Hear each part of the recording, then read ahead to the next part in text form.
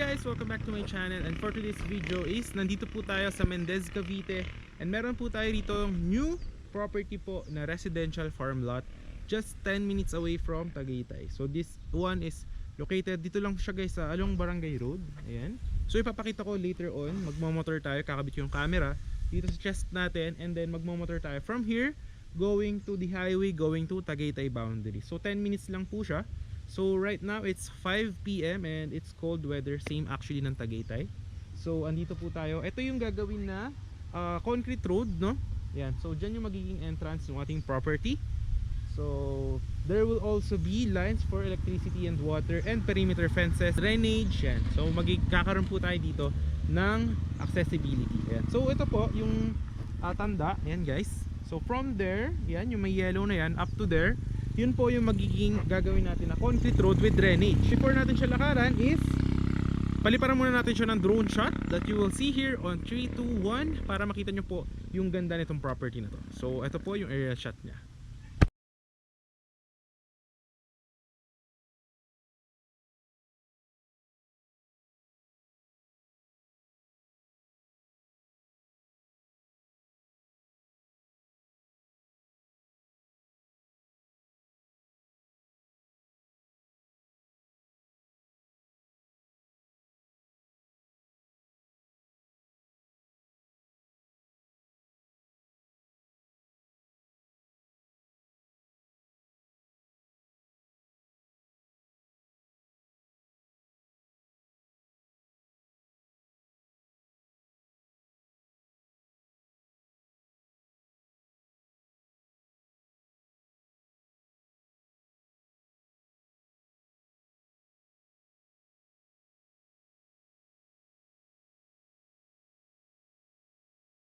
So ayun guys, so dito yung magiging entrance natin, ayan. And ang minimum cut po natin dito is 300 square meters. So meron po tayong few lots remaining kasi ito pong project na to is maliit lamang po. Ayan. So mini farm po siya, mini farm residential. So yan, from there yung meron dyang caution up to this one andun. So yan yung magiging concrete road. Ayan. So yung mga available lots, so gagawan kasi dito ng concrete road natin. So yung mga available lots is around there lang. Nandiyan lang sa may kabila. So turo natin sa inyo para makita nyo din.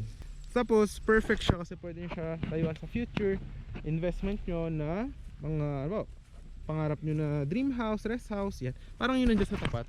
Yan, parang ganyan. So kapitbahay. Yung mga kapitbahay dito mostly mga malalaki rin yung lot. Nasa around 400, 300, 500 square meters. So perfect siya na rest house, mini farm. Lagyan mo ng mga halaman mo kung plantito o plantita ka. So perfect na perfect siya. So yan, ito yung magiging concrete road natin dyan. Yan, diretso po yan dyan. So nakita nyo naman yung drone shot is malaki po yung property na to. And nakagandahan nya, ayun lang siya. Ito na yung barangay road. Tapos palabas ng national highway is around mga 4 minutes lang.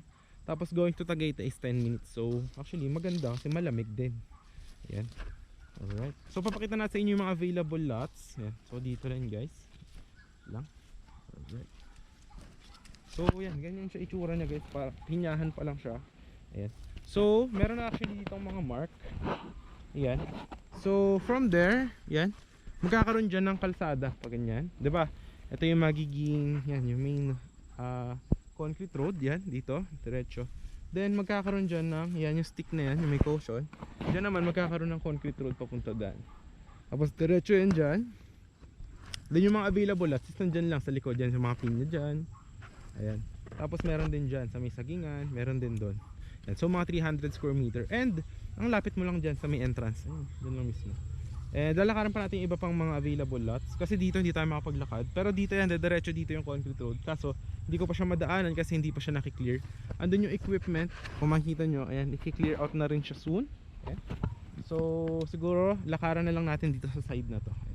But before ko pakita sa inyo yung iba pang available lots is pakita ko muna if ano ba yung magiging sample na itsura nitong project natin after na matapos ito. So papakita ko sa inyo yung mga sample natin ng mga finish na may mga clients na nakatira. So ayan, papakita ko yun dito in 3, 2, 1. Watch our video.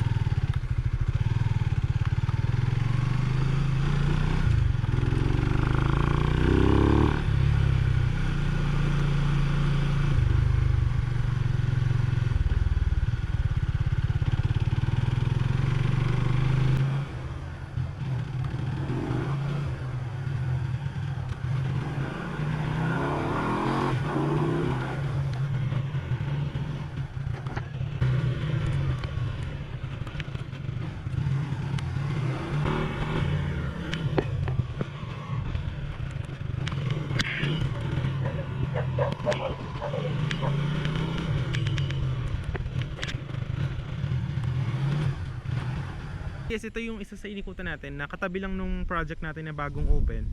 So ganito rin yung magiging itsura nung property after development. So yung sinasabi ko sa inyo, may mga concrete roads. Tapos yan, any house design, pwede rin na parang mini farm, ganyan. So depende po sa inyo. Tapos magkakaroon din yun ng mga lines sa kuryente, ganyan. Tapos yan, pwede rin ng mga malaking houses or what. So yan, mga ganyan. Pwede nyo rin bakudan, tapos lagay ng mga halaman. So depende na po yan sa inyo. So yan, actually dito katabi niya lang din tong yung project namin na yun na bagong bukas. So dito is yung mga client na kumuhas dati, yan natapos na kasi yung development dito. So yan, dito na sila nakatira.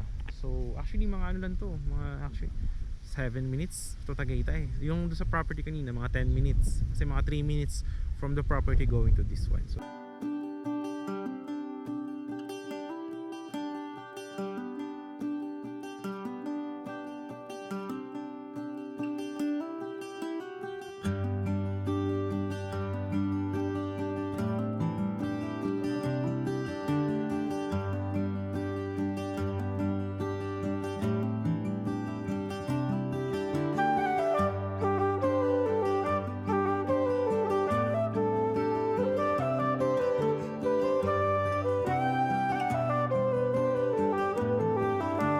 yun guys, nakita nyo naman yung sample na magiging itsura nitong ating property kapag natapos na po siya. So yan, okay. So from there, yun yung concrete road, dediretso siya dito. Ayan, so yan, yung may mga available tayo dyan na lots. Yan, 300 square meter, 300. Tapos dito, dediretso yung kalsada dyan. At diretso po dyan. Alright, pakita ko sa inyo yung ibang magiging 300 square meter. So hindi ko lang siya malakaran pa, pero sa future kapag nagkaroon na siya ng clearing is malalakaran na rin natin siya soon. Madami pa mga baby pin niya, oh. Yan, oh. So yan, yung galing doon sa kalsada na yan, yung entrance, gagawan dyan na kalsada, ayan, ng concrete road papunta dyan. Alright, tapos dito may mga available tayo ng mga 300 square meters. Ayan. So dyan lang siya, ayan. Then meron pa tayo dun sa may, kasi may gagawin yan, dire-diretso kasi yung concrete road dyan. Galing dyan sa may barangay road, gagawin, dire-diretso yun dyan. So may mga available dyan na 300, 300. Tapos yun na mismo yung barangay road. Yan. So yeah, yan yung magiging itsura nya. So actually yung lupa dito mataba. Ayan, kita nyo naman, maraming pinya. May mga saging din dun sa dulo. Ayan, oh. So perfect na perfect actually kung hanap mo is parang retirement investment na, alam mo yun, meron kang mini farm rest house. Yan. So ganyan. Pero ngayon kasi ano pa lang siya, ka-open niya lang. So ide-develop pa lang siya. Lalagay pa lang siya ng, i-clearing pa lang yung mga gagawin na concrete road. Tapos lalagyan siya ng perimeter fences. Tapos meron din siyang gagawin ng mga, yung mga sidewalk, ganyan. Tapos sa future magkakaroon din siya ng lines for electricity, water. Tapos yun, pwede na kayo magpagawa ng any house design or kung gusto niyo magtanim-tanim. So depende na po yun sa inyo. Guys, yung mga ano dito, available lots dito. Kasi pag dito kasi may dulo, gagawin niyo ng perimeter fence. Tapos mas maganda yung magiging lot mo kasi ang nasa likod mo, ganyan lang, mga puno lang siya. So example, sa future gusto mo maglagay ng mga kubo or halimbawa lagay ka ng mini house.